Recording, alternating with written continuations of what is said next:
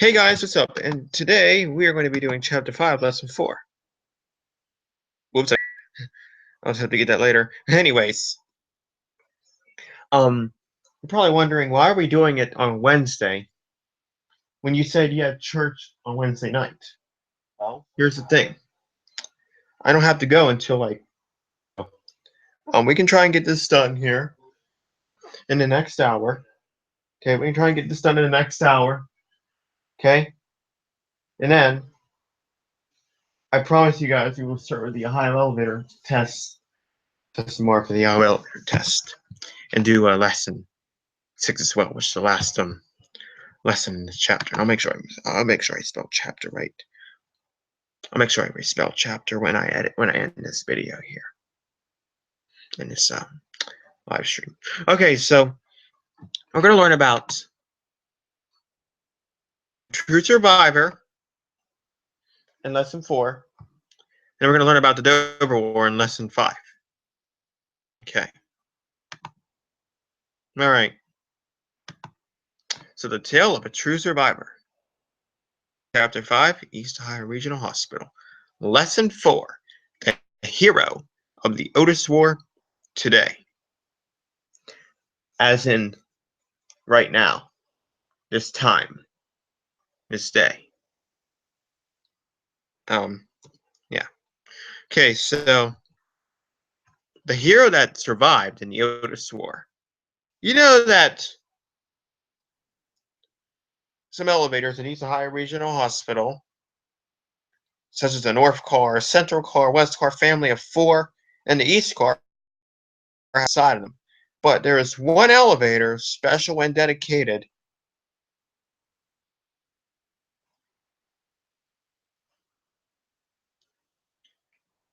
and these are two ways you describe it: special and dedicated.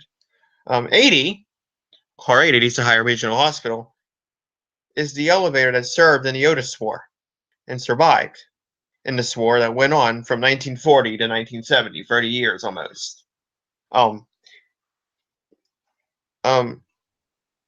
Clunky and rattly because of the door operator and movement. Its elevators. Let me try John on here again.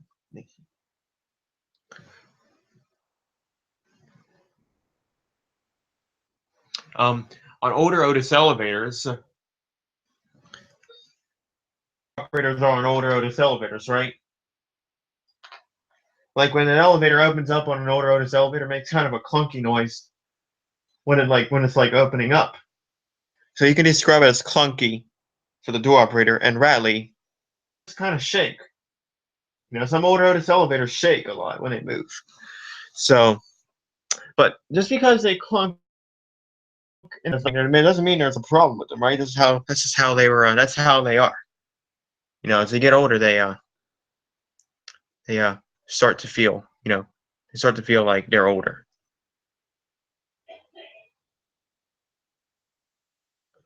And, they start to feel like they start to feel,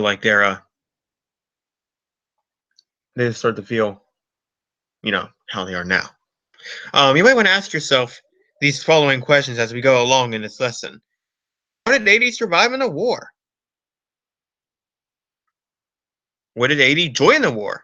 Has 80 ever been injured during the war? How does 80 clunk and rattle? Was 80 the only old Otis elevator in this war? Well, we're going to find out all of that right now. Okay, born 12/3/1945. Okay, when the Otis War was going on. This car, now 80 is known for being dedicated and heroic. The two different sounds that 80 has when moving and arriving are a clunk and a rattle, as I just said. From high school in 1963. At 20 years old in 1965, 80 served in the Otis War for about 5 years. Okay? So 80 served in the war until it was over in 1970, June of 1970. When 80 was in the war, all this time 80 has faced no injury while several other elevators have faced an injury. Millions of old Otis elevators and freight elevators served in this war. In 1970, hundreds of freight elevators died, and thousands of old Otis elevators survived. The reason for this war was because of a group of Islamic elevators and Japanese elevators rulers to help protect the freight elevators in New York City from having no freedom. The Islamic elevator terrorists and Japanese elevator rulers believed that these old Otis elevators don't even hang up. Let me try them again. But anyways, they believed that they didn't have any freedom at all. Hey, I would like to talk to you guys about the Otis War, but it takes a really long time just to do that. So I'll just tell you a little bit about it on the next slide here. Okay, so the old Otis cars and the freight elevators, believe it or not, won the war. And the Islamic elevator terrorists and Japanese elevator rulers lost. So even though these old Otis elevators and freight elevators that survived in this war after it was over, even though they survived, there were many old Otis elevators and freight elevators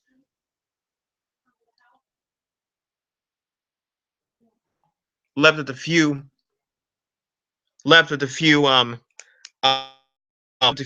injuries, left with a few minor injuries, while some faced no injury at all. One of them was 80. The group of Islamic elevator terrorists and Japanese elevator rules made an agreement.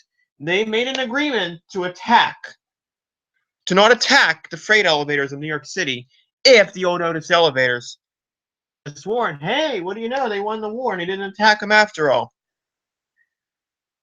And that's what the U.S. Elevator Congress made an agreement to with the Islamic elevator terrorists and Japanese elevator rulers. Do you know what would have happened if they wouldn't have won the war? The elevators of New York City that are freights would have probably been possibly killed. You know what they did? They placed at their entrance, and they had about 24 hours before they would explode. But luckily, firefighter that stopped it, an heroic elevator firefighter, which we will talk about in the next lesson, and how he stopped it. So let's take a look at a few pictures of 80 now. Right there. Ooh, 80's an old Otis elevator. See what I told you guys? Are you sure you want to go? Yes. Long time. This is a hero. For sure. Yeah. Just look at it. It has a character of being a hero. A beauty of a hero. 80 has 3 brothers and 9 grandchildren. Okay.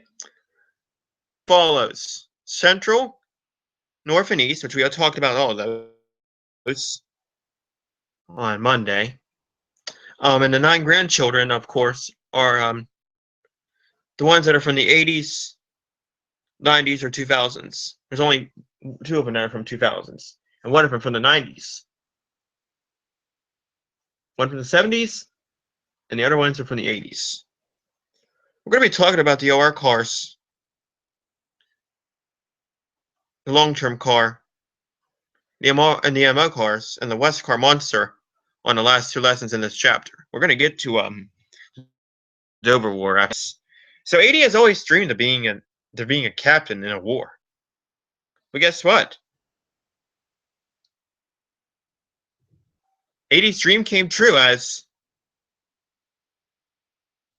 in December of 1968, the U.S. Elevator Congress saw that 80 has suffered no injury in his last 4 years of being in the war, and was working hard to fight for our elevator freedom as well. So the Elevator Congress of the United States proudly announced that 80 would be the captain of this war until it would end in June of 1970. And here's a really fun fact here. You guys might want to, if you have a piece of paper, you might want to take a note on this. Okay? You might want to take the note that 80 was the first elevator in the war. Was the first elevator to be born at East Ohio Regional Hospital. So,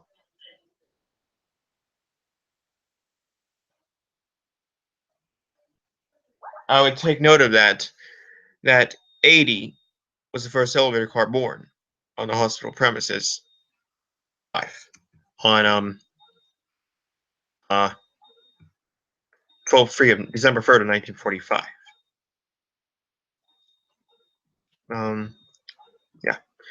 His brother, Sidewalk, which is a sidewalk lift, was also born on this day as well.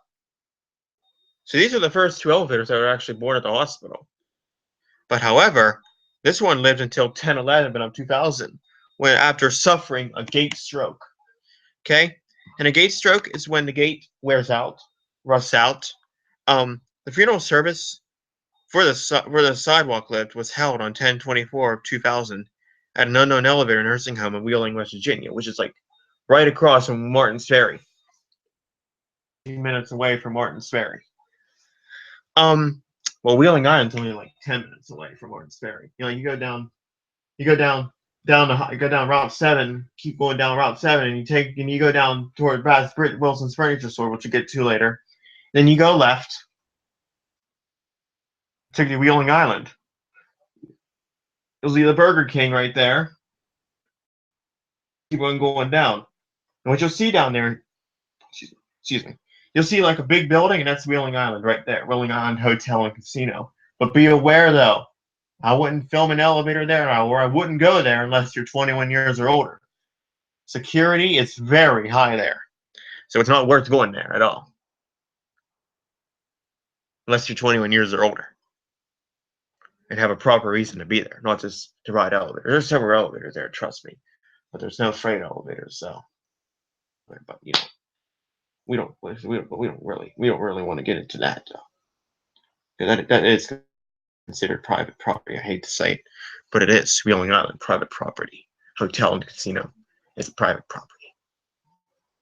In March of 1969, 80 put the old Otis elevator. 80 grouped the elevators. Otis elevators on one side of the war field, and the freight elevators on the other side of the war field. And this was the separate, as they were all together on one field. So,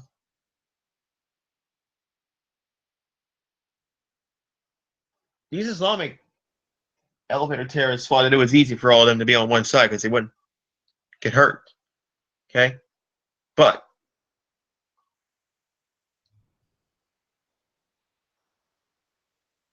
and it should be like, it should all be separated out. Now, two teams versing Islamic elevator terrorists, rollers. So, there you go. It seemed easy for the old Otis elevators and freight elevators to win in this war. Although the Japanese elevator rulers, like I just said a minute ago, the Japanese elevator rulers and Islamic elevator terrorists failed. They lost. They lost their match with the old Otis elevators and the freight elevators. Okay, so what were some of the events that 80 faced before serving in the war?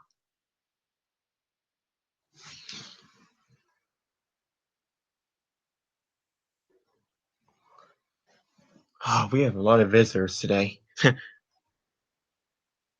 many events. We go back here.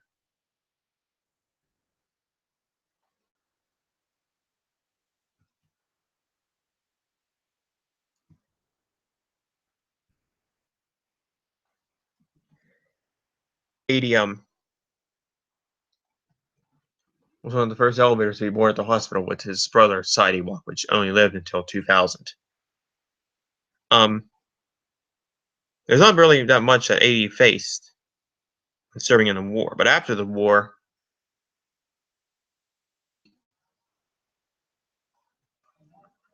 was given grandchildren. Years did the war last, and we all know the grandchildren. And we're going to talk about some other grandchildren too. The other grandchildren too in the next lesson. And the other grandchildren that 80 have, besides the West car and the MLR cars and the MLR cars. The war lasted for 30 years, 1940 to 1970. That's 30 years. How many grandchildren does 80 have, and how many brothers does 80 have or had? Well, the 9 grandchildren that we talked about, or maybe we haven't talked about some of them yet, which we will eventually, which will probably be tomorrow, and 4 brothers, which now has 3 because one of them died in October of 2000 after suffering a gate stroke. Which one was that? That was the Sidewalk, left named Sidewalk. Chosen for captain in the war. And how did 80 get chosen for captain? 80 got chosen for captain in 1968. December of 1968. 80 suffered no injury in his last 4 years of serving in the war. And worked hard to fight for our elevator freedom as well. So that's why 80 got chosen to be captain in the war. Okay, so you guys see now that 80 has been through a lot in his life. It's been good, it's been bad, especially during the war. So whenever you see 80, be sure to thank him for what he did. This war. For mostly helping to protect our elevator freedom. 80 did something for our freight elevators of New York City. Our beloved freight elevators that are living today. Living or non-living. 80 did something to help. 80 did something to help protect them. That was to face. And that was to be faced in the Otis War. So what have we learned in this lesson? Well, we've learned about 80 and a little bit about the Otis War and how 80's been through in the war. What's the main idea of this lesson?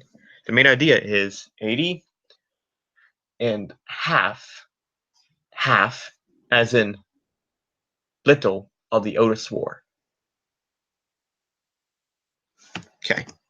Now we're going to be talking a little bit about the Dover War in lesson 5. I hope you guys enjoyed that right there. And I hope you find this one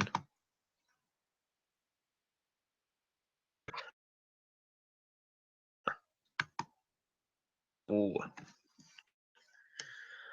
Lesson 5. Dover and ThyssenKrupp to become one family. Let's see.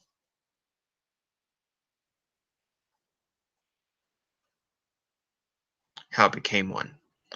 So what was the war that was born after the Otis War ended in 1970?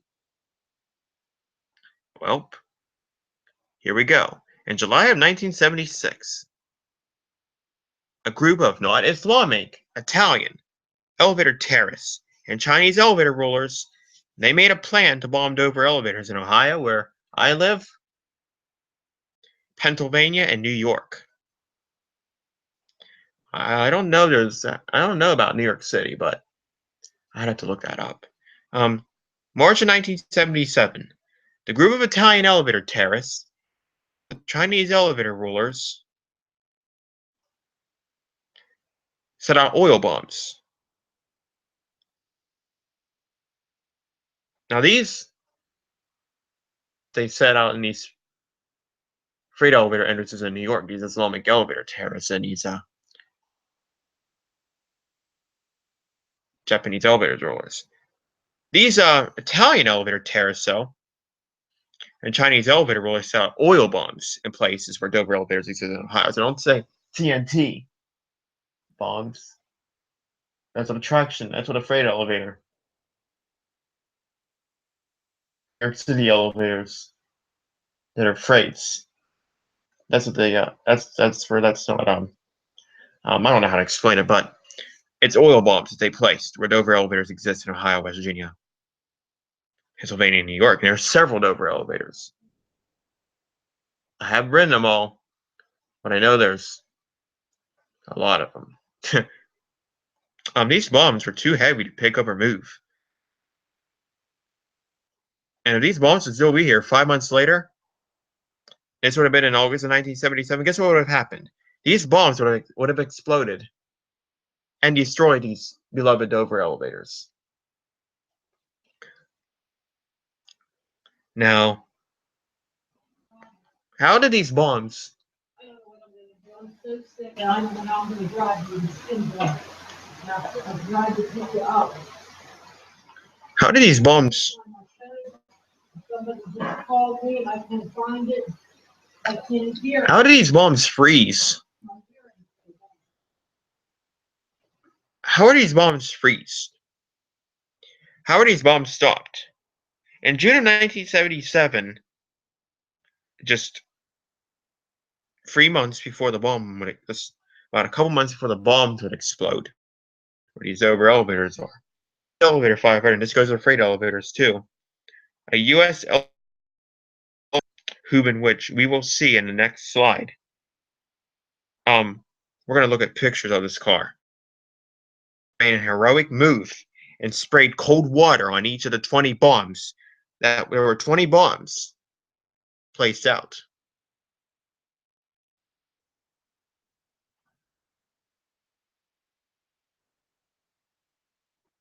In each place.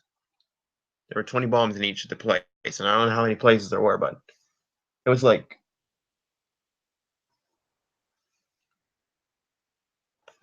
well, I think there were like 20 places in each state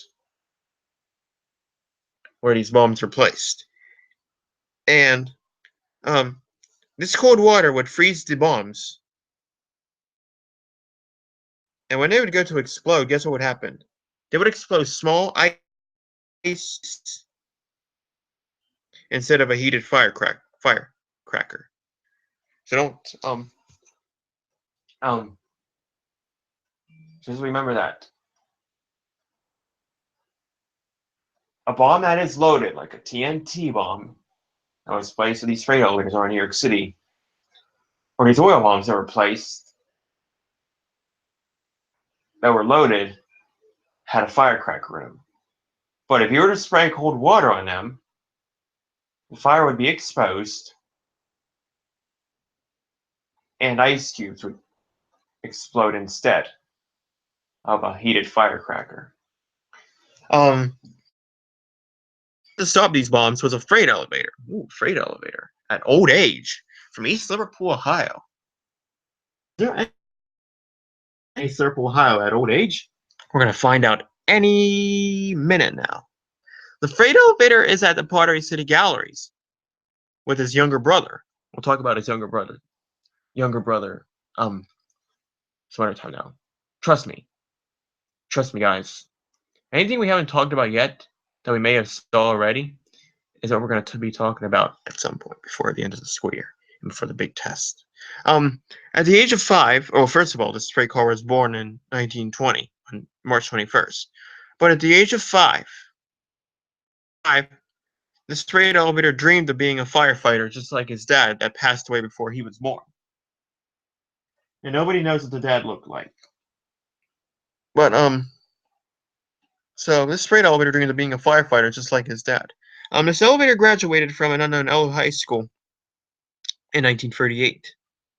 At the age of 21, in 1941, the freight car attended an unknown elevator safety college in Pittsburgh, Pennsylvania. The freight car was in fire safety class. The car graduated from from college in 1950, June of 1950, and joined the U.S. EFD Union.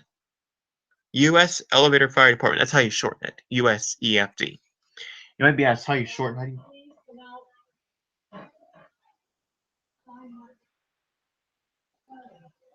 How you short? Oh, anyways, that's how you shorten U.S. Elevator Fire Department. U.S. EFD. They might ask you how you shorten it on the test. The freight car was a trainee for about 10 years. Hold on! And in April of 1960, Department Union promoted the freight car for bravery and dedicated service.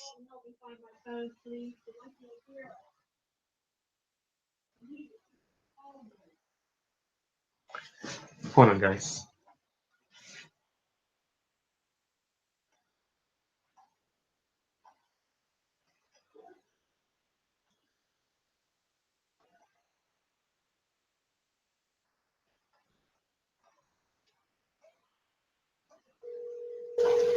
That's not everything.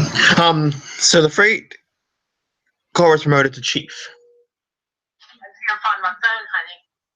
My black phone.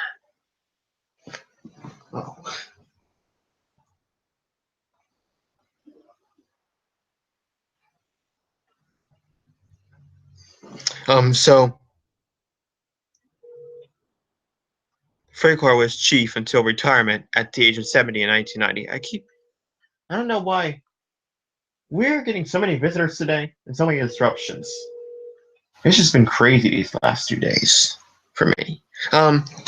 So the freight car was a chief until retirement at the age of 70 in 1990. Some people considered this freight elevator car the fire engine or train engine, fire train engine, because of its styles and touches. It had the fire engine touch. It had the train engine touch and style. Old school styles and touches. These are old school styles and touches. The fire engine and train engine is basically an old style touch. An old style and touch to a freight, to most older freight elevators. Even ones that do have older peely doors. We will now be taking a look at a few pictures of this hero and then talk about how it served in the Dover War in 1980 on the slide after that. Well, there it is. Louis Fire Door. Now, I wasn't born in St. Louis, but I think that's where the security door company is. So this obviously has a This obviously has a security door on it. Not a peely door, my bad. So, yeah. You look at it and you think, oh yeah, it is a fire engine or a train engine or both. Right? Beautiful elevator. It serves 4 floors. So B, 1, 2, and 3. And get this, the other one serves the younger one. Serves B, 1, 2, 3, 4, and 5. That's 6 floors, and this one only serves 4 floors. And I don't recall them using this thing as much. Maybe they use it when I'm not there at certain times, but it's still, even though it's a freight elevator for authorized personnel only, area, and it's still a beautiful old elevator. Okay, here comes the Dover War. It's born. I'm just gonna have to get you something there right to drive to Stinville right now. You better hurry. Can get nuggets or something just today. Come on, we gotta go. We have to go now, honey. He's picking you up in 45 minutes. Right. Well,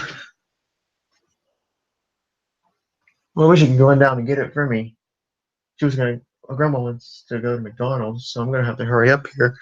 Well, I'll tell you what, if we have time when I come back, we'll later, obviously, after we get back from church.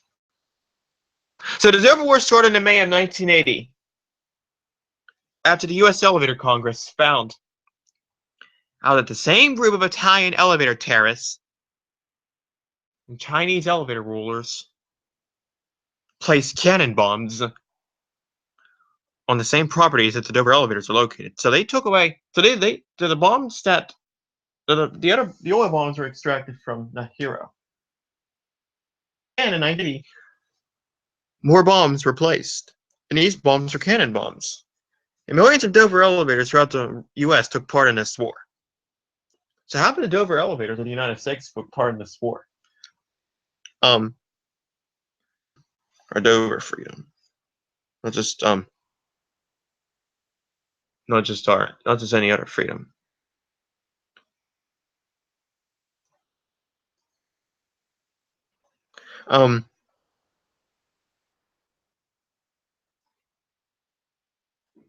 I forgot to put war there.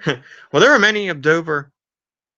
Well, there are millions of Dover elevators in this war. A majority of them were freight elevators. And you know why a majority of them were freight elevators? I'm ready, by the way.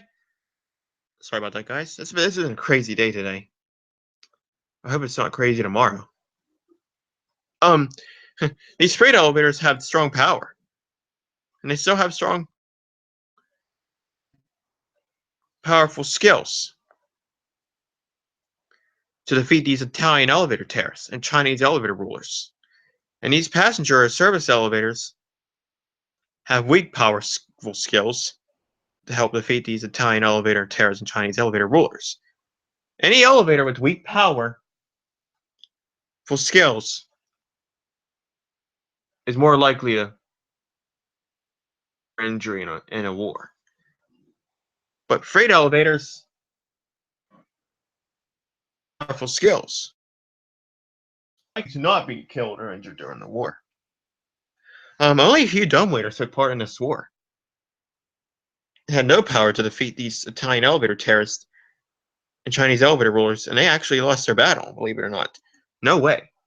Dumbwaiters were not fit for this war, but they did join now. All of them did.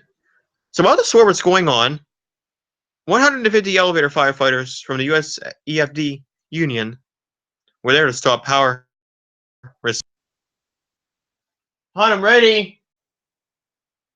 Sorry about that again, guys. And while 149 of them tried to force power to move these bombs from the field and take them to a local bomb yard facility, forklift or crane, the freight car from East Liverpool, Ohio, knew one way that would extract a bomb from exploding a firecracker. And that way was to spray cold water on the cold bomb on the bomb all the way around the bomb, top to bottom, side to side, for over 24 hours. No other elevator firefighter, however, did not believe so that would extract the bomb from exploding a firecracker. But you know what? It helped. And ever since this heroic freight elevator taught the firefighters that this would help extract bombs from exploding a firecracker, they took the freight car's advice. Ever since then, and it is still used today to extract bombs from exploding a firecracker. I don't know the bombs that are placed today, but they have ways to stop. They have a way to stop these bombs, and that's to cold water on the bomb all the way around. Some of the elevators that were born during the war at East Ohio Regional Hospital are shown on the next page. We may have talked about some of them already, and some of them we didn't talk about yet. The ones that we didn't talk about yet are the ones we're going to learn about right now, after we look at the pictures here of them. We're going to see pictures now on the next slide of each car on the outside, just the outside for now. An order of foundings that our elevator president, Ryan Reedy, found in May of 2010. Then, on the slides after that, we are going to be talking about each car and take a look at each car and have a few questions to answer. Hey, Jonathan, we got to make this quick. Jonathan? We have a few questions to answer. There are the elevators that were found in order by Ryan Reedy. They all look pretty interesting, don't they? Longer than any other.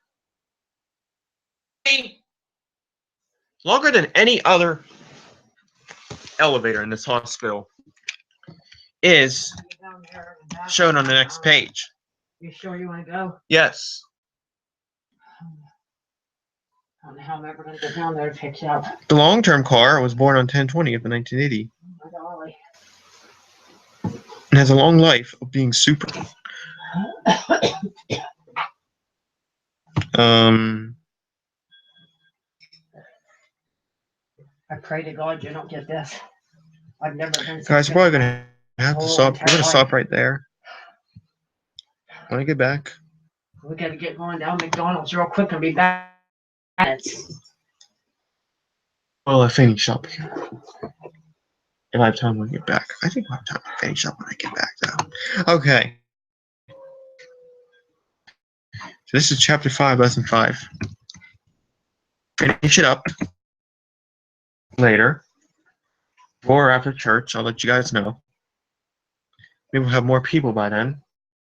Or we could just start all over again. Yeah. Okay, guys, that's going to be it for now. I'll see you guys all later.